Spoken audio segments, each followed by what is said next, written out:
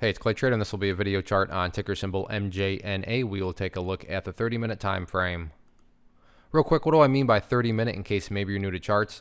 Instead of each one of these candlesticks here representing 1 day's worth of price action, which is what you would normally see, each one represents 30 minutes. While this may look like a couple weeks worth of time right there, it's actually just the past couple of days broken down into 30-minute time slices. I did this analysis yesterday, so that's where these red and green lines are coming from, and a nice little recovery today. But this brings up the big logical question. And the big question, because like I said, nobody can argue against the fact and say that that wasn't a nice bounce move today. But that leads to the question, well, yeah, it was a nice bounce, but is there any sort of true power behind this move? Is there any sort of genuine strength, or is this just some sort of dead cat bounce, fake bounce?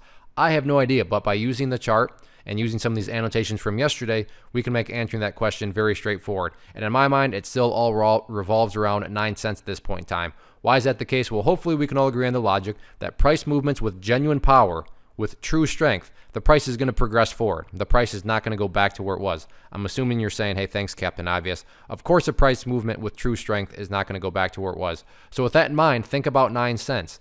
Any sort of closes below 9 cents, or worse yet, if the price separates to the downside, what is that doing to the price? That's putting the price right back to within this range where it already was today, down in that area. Again, going back, not a sign of true strength. Whereas let's say the price pulls back, not saying it will, but let's just pretend, bounces around and then heads back up. What would you have in this situation?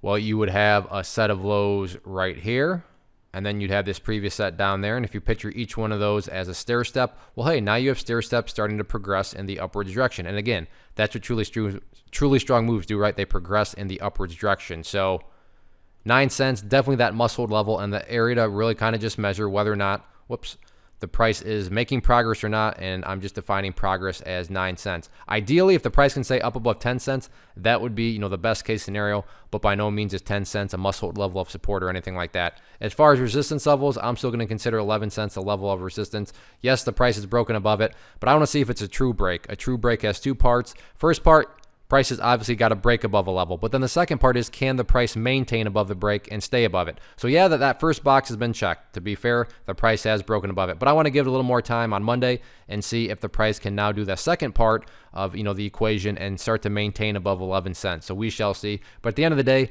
the resistance levels are far down the priority list. Top priority list is just starting to show progress. And again, you do that by building higher bases.